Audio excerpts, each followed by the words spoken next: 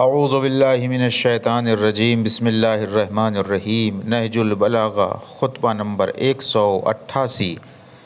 میں اس کے انعامات کے شکریہ میں اس کی حمد کرتا ہوں اور اس کے حقوق سے عہدہ برآ ہونے کے لیے اسی سے مدد چاہتا ہوں۔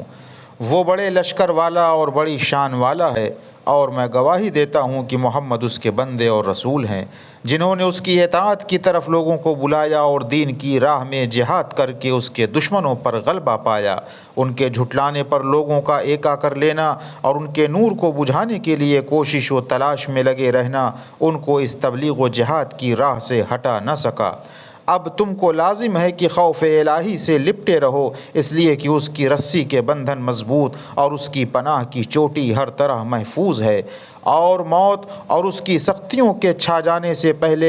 فرائض و اعمال پورے کر لو، اور اس کے آنے سے پہلے اس کا سر و سامان کر لو، اور اس کے وارد ہونے سے قبل تہیا کر لو، کیونکہ یہ آخری منزل قیامت ہے، اور یہ عقل مند کے لیے نصیحت دینے اور نادان کے لیے عبرت بننے کے لیے کافی ہے۔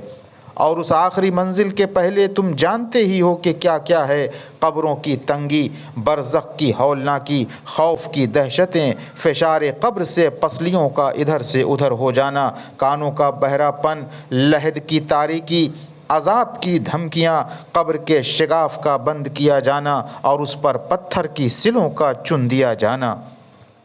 اے اللہ کے بندوں، اللہ سے ڈرو کیونکہ دنیا تمہارے لیے ایک ہی ڈھرے پر چل رہی ہے، اور تم اور قیامت ایک ہی رسی میں بندھے ہوئے ہو۔ گویا کہ وہ اپنی علامتوں کو آشکار کر کے آ چکی اور اپنے جھنڈوں کو لے کر قریب پہنچ چکی ہے اور تمہیں اپنے راستے پر کھڑا کر دیا ہے۔ گویا کہ وہ اپنی مصیبتوں کو لے کر تمہارے سر پر کھڑی ہوئی ہے اور اپنا سینہ ٹیک دیا ہے، اور دنیا اپنے بسنے والوں سے کنارہ کشی کر چکی ہے اور انہیں اپنی آغوش سے الگ کر دیا ہے۔ گویا کہ وہ ایک دن تھا جو بیت گیا اور ایک مہینہ تھا جو گزر گیا۔ اس کی نئی چیزیں پرانی اور موٹے تازے جسم دبلے ہو گئے، ایک ایسی جگہ میں پہنچ کر کہ جو تنگ و تار ہے، اور ایسی چیزوں میں پھنس کر کہ جو پیچیدہ اور عظیم ہے، اور ایسی آگ میں پڑ کر کہ جس کی ایذا میں شدید چیخیں بلند، شعلے اٹھتے ہوئے، بھڑکنے کی آوازیں غضبناک، لپٹیں تیز، بجھنا مشکل، بھڑکنا تیز، خطرات و دہشت ناک، گہرا و نگاہ سے دور، اطراف تیرہ و تار، آتشی دیگیں کھولتی ہوئی، اور تمام کیفیتیں سخت و ناگوار ہیں۔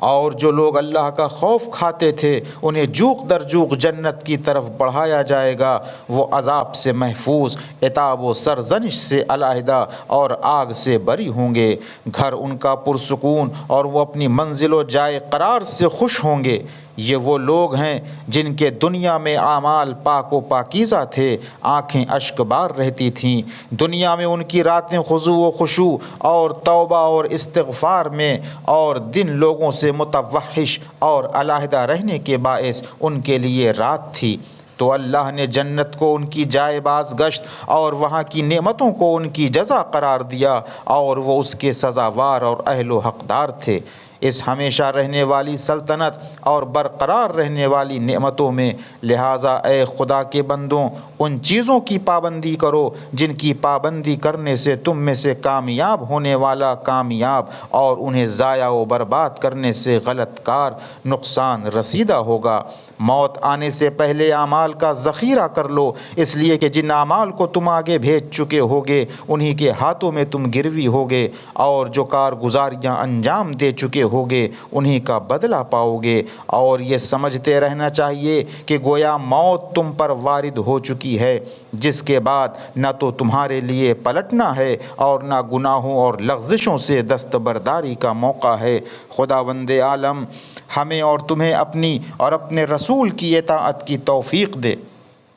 اور اپنی رحمت کی فراوانیوں سے ہمیں اور تمہیں دامن عفو میں جگہ دے۔ زمین سے چمٹے رہو، بلا اور سختی کو برداشت کرتے رہو، اور اپنی زبان کی خواہشوں سے مغلوب ہو کر اپنے ہاتھوں اور تلواروں کو حرکت نہ دو، اور جن چیزوں میں اللہ نے جلدی نہیں کی ان میں جلدی نہ کرو۔ بلا شبہ تم میں سے جو شخص اللہ اور اس کے رسول اور ان کے اہل بیت کے حق کو پہچانتے ہوئے بستر پر بھی دم توڑے تو وہ شہید مرتا ہے اور اس کا اجر اللہ کے ذمے ہے، اور جس عمل خیر کی نیت اس نے کی ہے